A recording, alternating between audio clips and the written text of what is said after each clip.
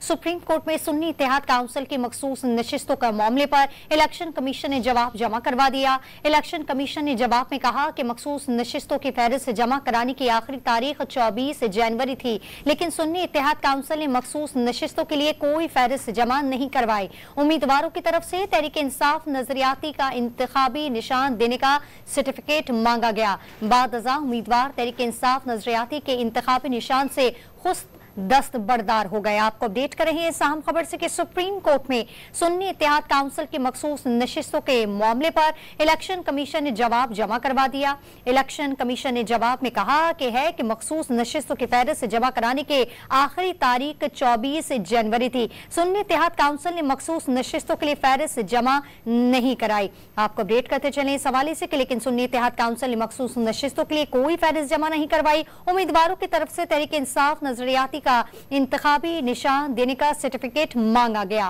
बादअज़ा उम्मीदवार तहरीक इंसाफ नजरियाती के इंतखाबी निशान से खुद दस्तबरदार हो गए।